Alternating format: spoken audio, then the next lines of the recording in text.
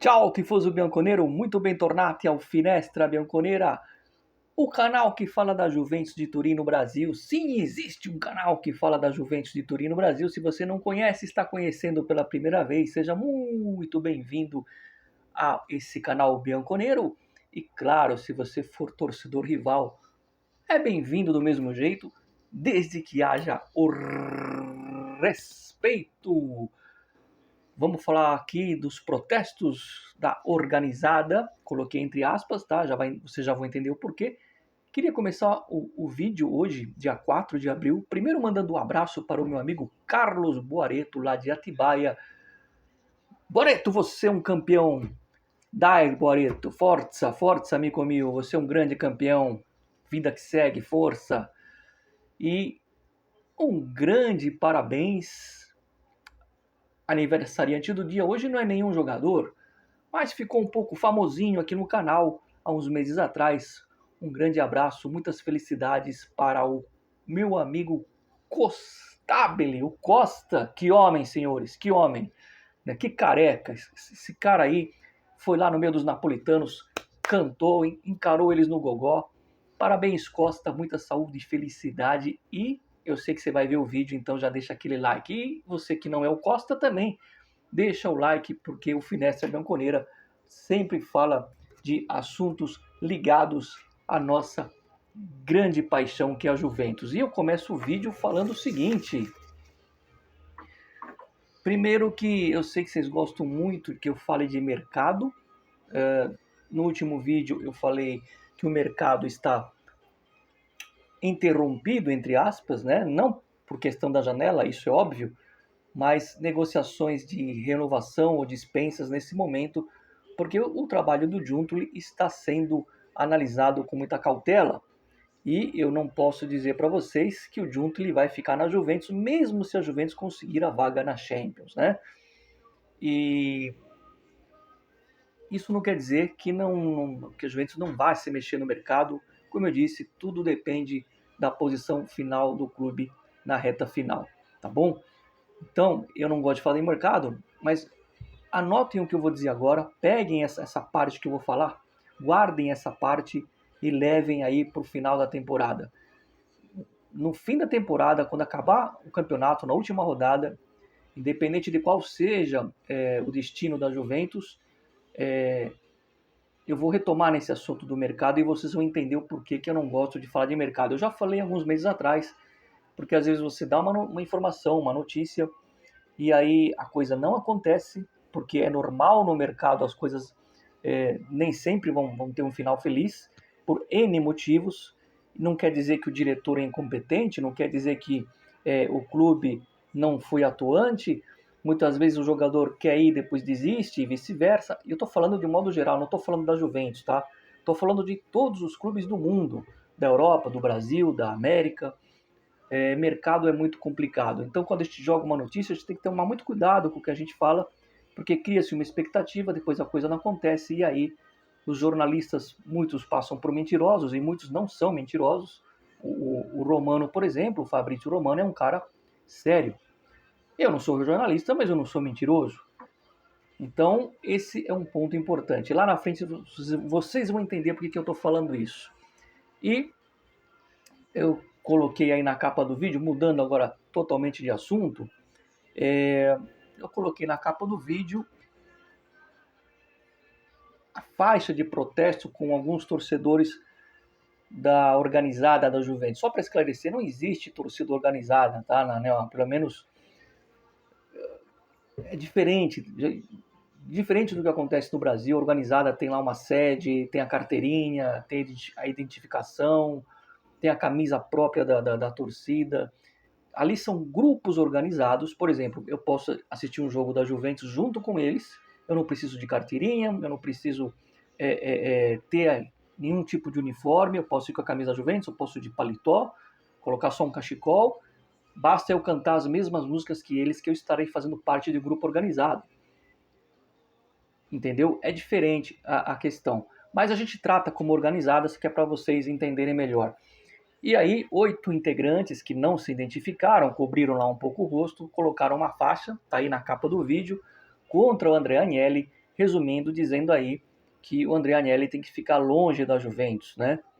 E retomando um pouco o tempo, né, na história, em 2019 teve toda aquela polêmica, o Agnelli rachou com a torcida organizada, tinha alguns torcedores organizados que tinham certos privilégios com ingressos, que revendiam seus ingressos, alguns demarcavam literalmente território. Então, por exemplo, se um torcedor comum, um pai, um filho, uma família, comprasse ingresso e chegasse na parte da organizada, muitos não gostavam disso e pediam para esse senhor se retirar de lá. Isso também está errado, né? Se você pagou o ingresso, você tem direito de ficar em qualquer parte do estádio. Sem contar que alguns desses integrantes tinham contatos com gente da máfia, coisa que acontece, por exemplo, hoje na torcida da Inter, do Milan, enfim. Isso não é uma coisa da Juventus, tá? E o Agnelli cortou as asas. E aí causou essa polêmica toda, que o Agnelli quer um teatro e não quer uma torcida. Hoje o torcedor da Juventus não pode, em tese, né, em teoria, entrar com faixas, com sinalizador, enfim, essa coisa toda que a gente vê nos últimos meses e a gente cobra. Mas a história não é bem assim, nem tanto ao céu, nem tanto ao inferno. O Agnelli fez certo naquele momento, né? Imagina você que está vendo o vídeo, por mais que a gente queira lá o torcedor, você compra o seu ingresso, você chega lá, você tem direito de sentar naquele lugar, e chega um cara da organizada e fala, não, aqui você não vai sentar. Isso está errado. Então o Agnelli, ele agiu certo, mas ele exagerou na dose. Por quê? Ele não pode punir toda uma curva, que é o setor atrás do gol, chama curva, toda uma arquibancada por causa de um grupo menor, por causa de um grupo, sei lá, de 60 torcedores, de 100 torcedores, 200 torcedores, não importa. Ele tinha como pegar, identificar essas pessoas que tinham privilégios ou ligação com facções criminosas e excluir essas pessoas. Acontece que lá é 880. Se você está junto comigo no barco, mexeu com meu amigo, mexeu com todo mundo, e então todo mundo adere a essa guerra contra o Agnelli. Agora, na minha opinião, o Agnelli acerta na atitude, mas erra na dose, tá? Claro que a Juventus não pode ficar sem torcida. Porém, um esclarecimento.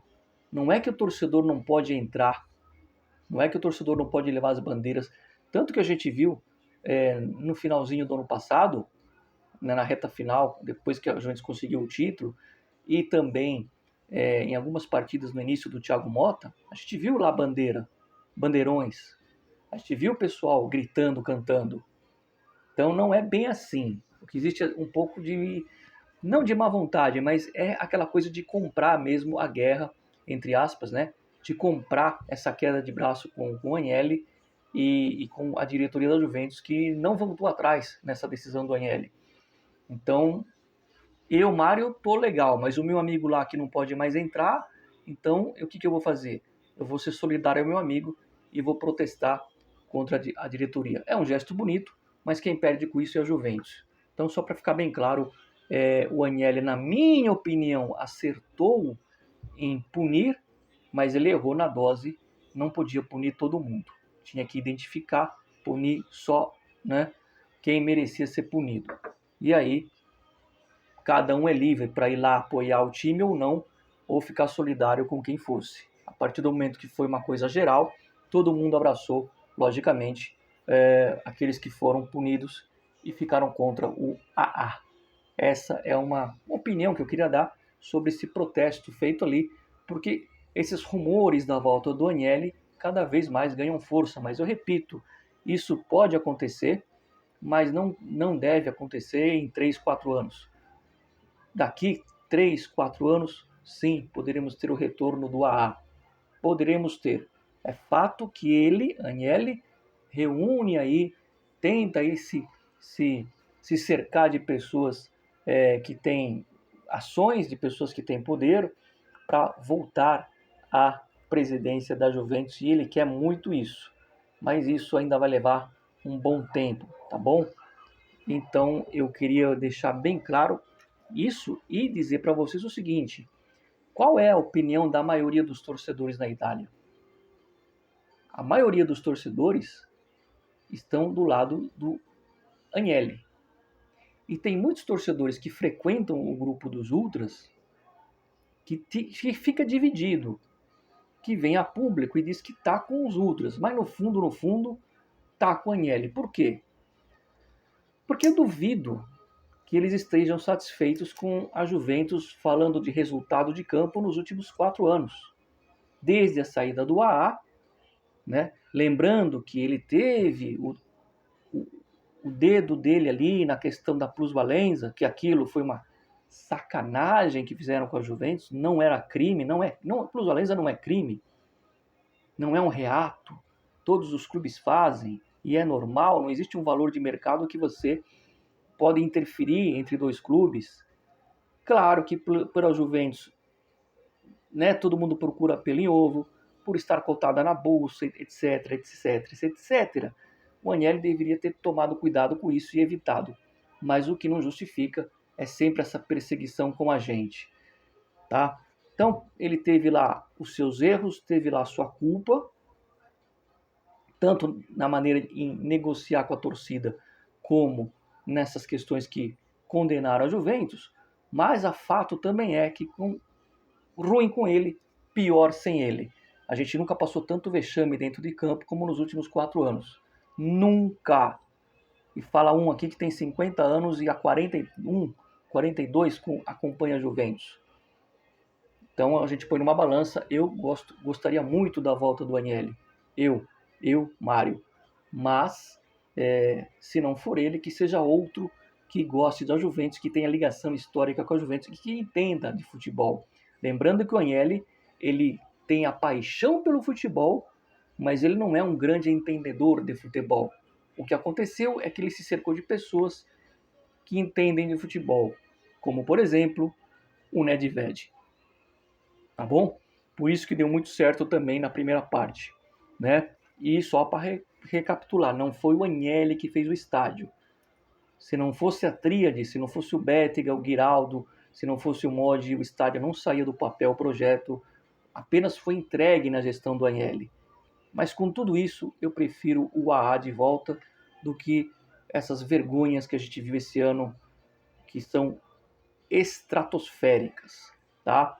Se surgir um outro nome melhor que o Agnelli, ótimo, tá? A gente também não precisa ficar aqui vivendo do passado nessa situação.